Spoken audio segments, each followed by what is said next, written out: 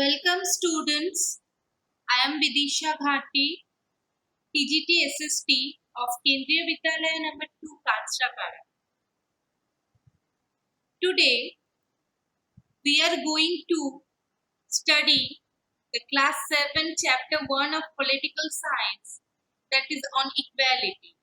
And by this video you will able to understand the concept of equality, why it is important in a democracy, and whether or not everyone is equal in India. So let's start. First, we have to know the meaning of equality. So equality is a condition in which adequate opportunities are given to all. So when no person is discriminated on the ground of religion, race, caste, and get equal rights and opportunities, it's known as equality. And equality is the key feature of democracy. And we can say that this is an important pillar of democracy, and it influences all aspects of its functioning. So this is the meaning of equality. Now we will know that one feature of equality is that equal right to vote.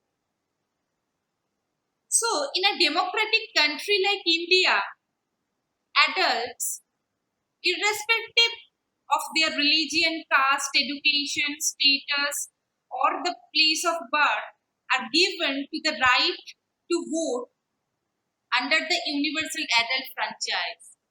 That means our Prime Minister, our President, they have the right to vote.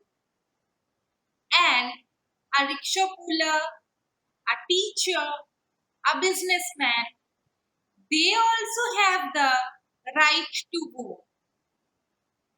So, when any adult citizen have the right to vote, irrespective of their social and economic background, this is known as universal adult franchise. And by this, equality could be seen in a country. And this is an important feature of a democratic country. So like Mukesh Ambani, he is the richest man in India. He can cast his vote, only one vote. Like this, a simple common Indian like we also can cast vote as if I am an adult, 18 and above. So I also can cast a vote.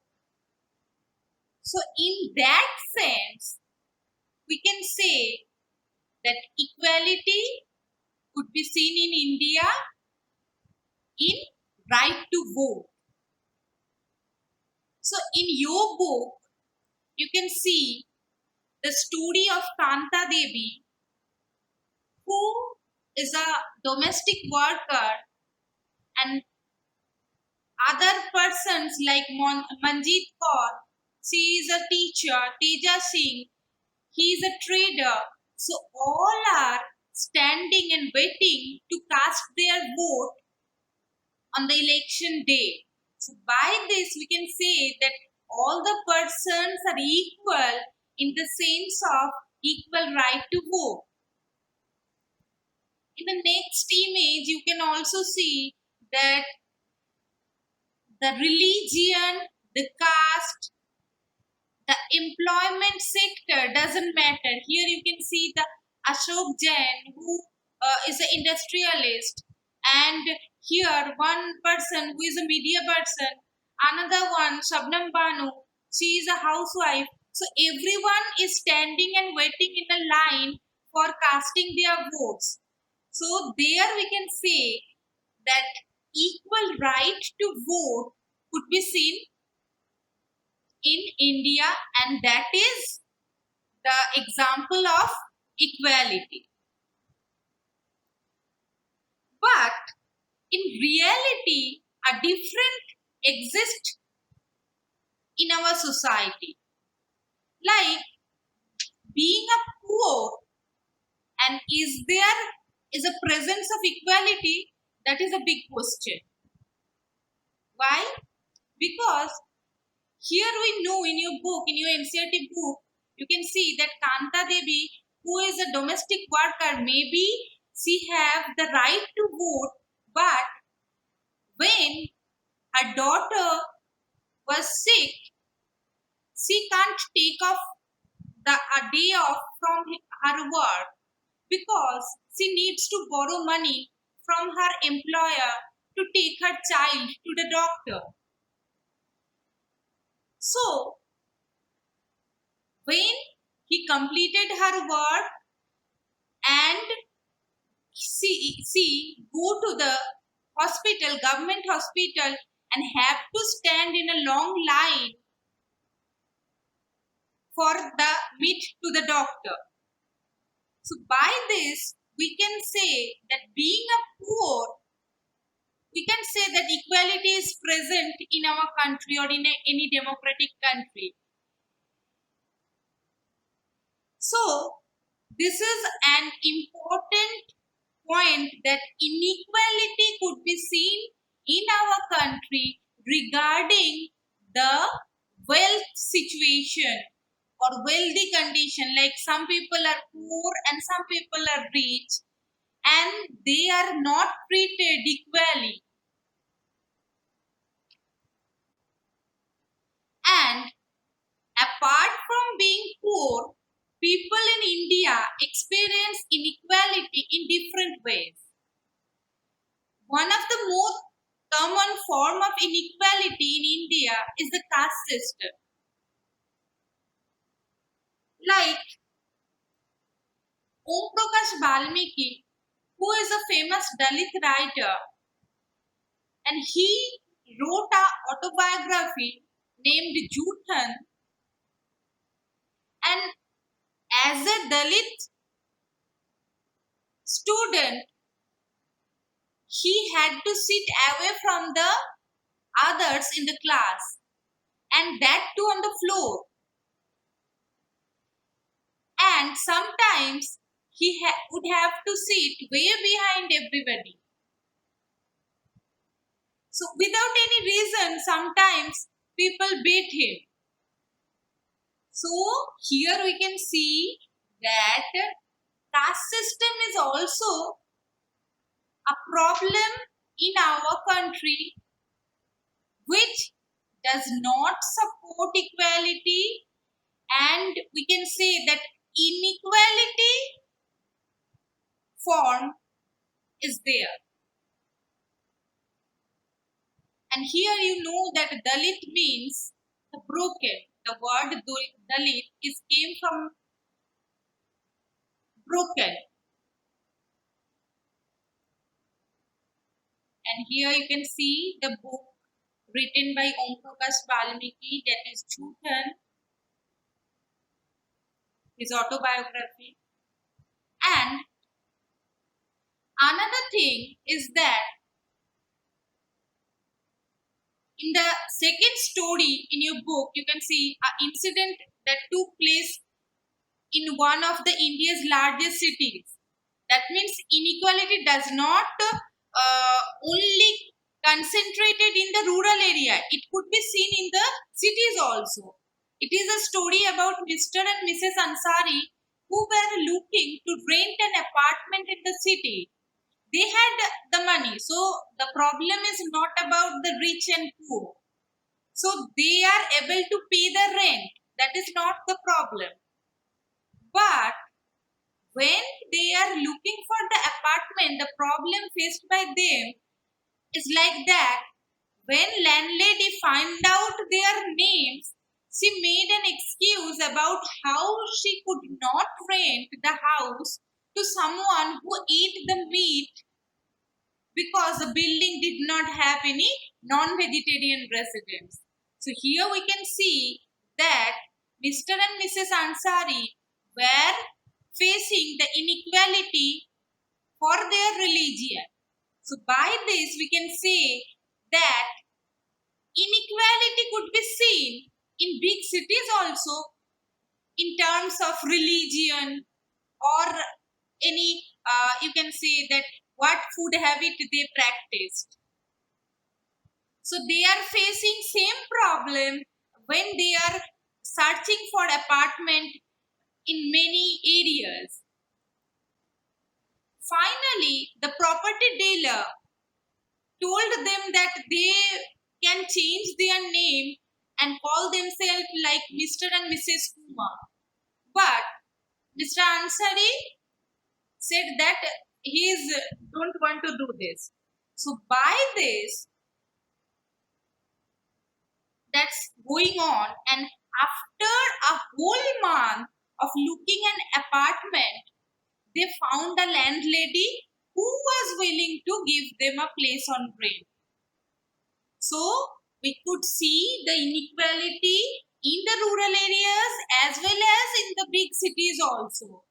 We can see inequalities in terms of caste, in terms of poor or rich, in terms of religion, in terms of race. So these are the problems of a democratic country. So this is very important that when persons are treated unequally, their dignity is violated. So what is the meaning of dignity? Dignity is the right of a person to be valued and respected for their own sake and to be treated ethically. So this is the right of a person, like he or his religion, his caste should be respected by others and treated ethically. This is the meaning of dignity. And in this chapter, you know that Om Prakash Valmiki and the Ansaris do not deserve to be treated like this. They deserve the same respect and dignity as anyone else. So, as India is a democratic country and our Indian constitution is the largest written constitution in the world, our Indian constitution recognizes every person as equal. This means that every individual in the country, including the male, female, or a person from all caste, religions, tribes, and economic backgrounds, are recognized as equal. So, there should, according to our constitution, people should not be discriminated in terms of gender, caste, religion, tribe, race, educational background, etc. And what is constitution? Constitution is the document that lays down the basic rules and regulation for the people of the country.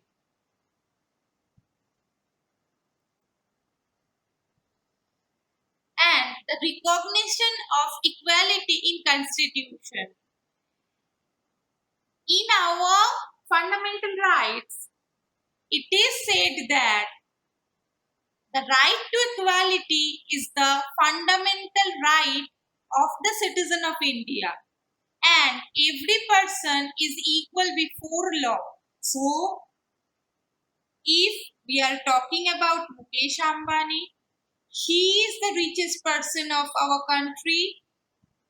If he has attempted any crime and any rickshaw puller, he has attempted any crime, the laws are same for both of them.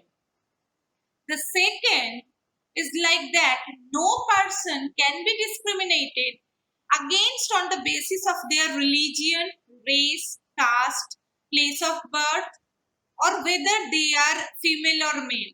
So we can say like this, any person who born in Manipur, any person who born in Kashmir, any person who born in Maharashtra, every person should be treated equally, and they should not be discriminated on the basis of their place of birth, race, or caste. And every person has access to all public places.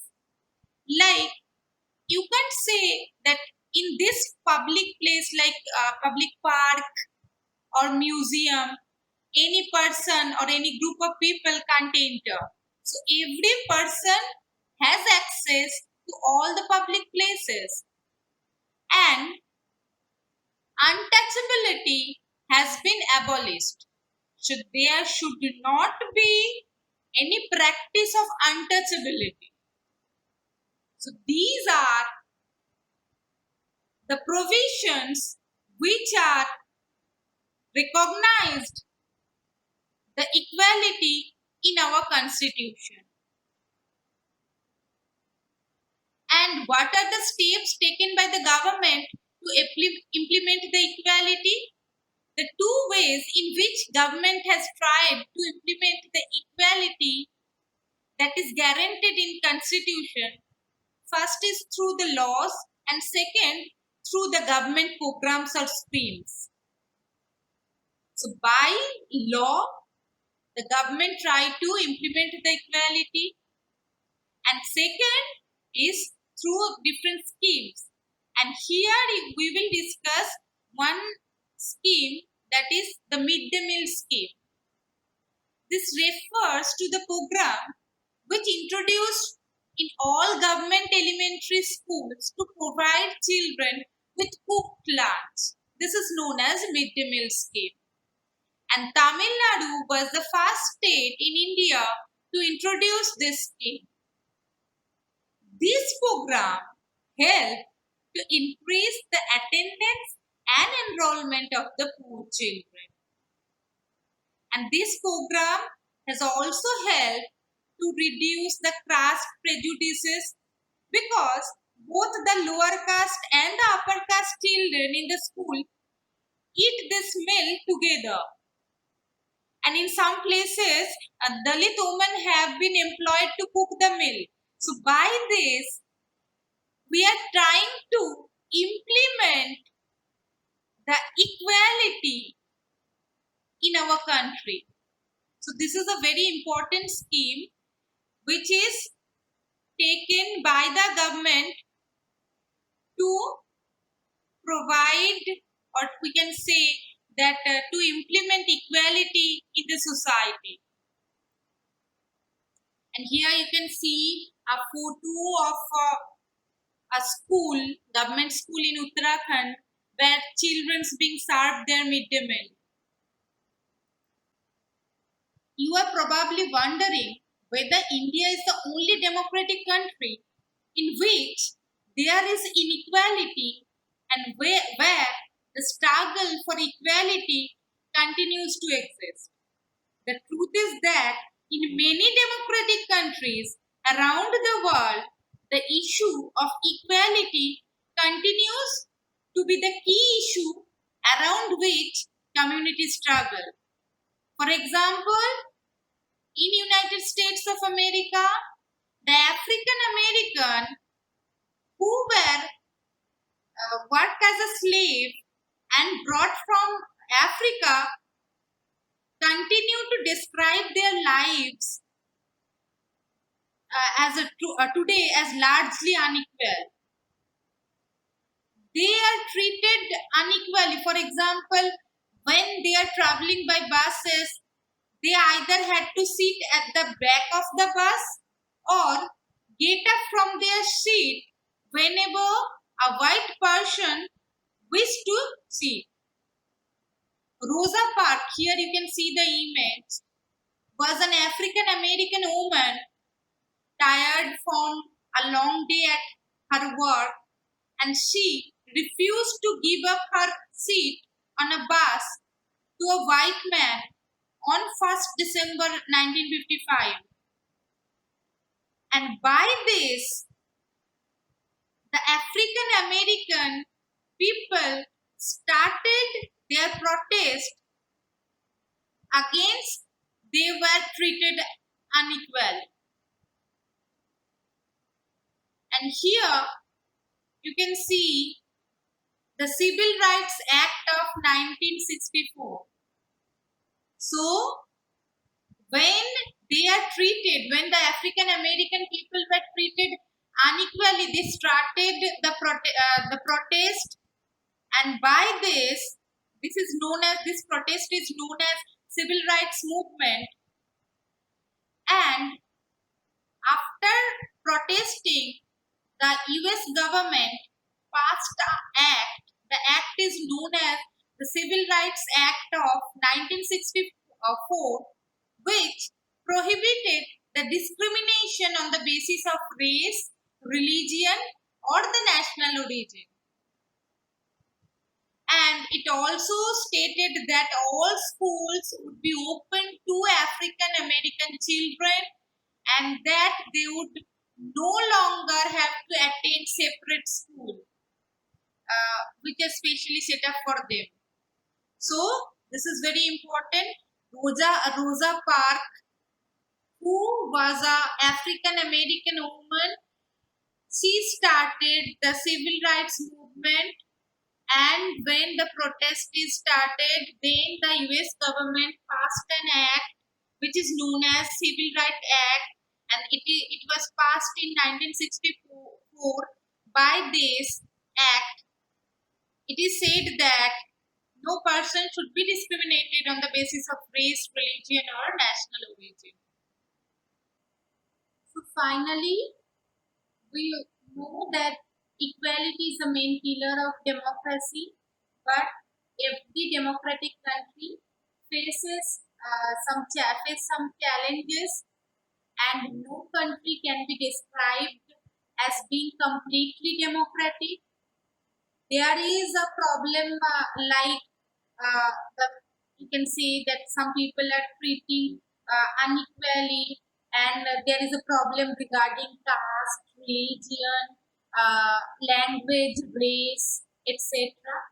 But as a democratic country, the government should always try to resolve those problems by making laws or by any government scheme, and the common people also should try to reduce these inequalities from the society. So that's all in this chapter. Thank you.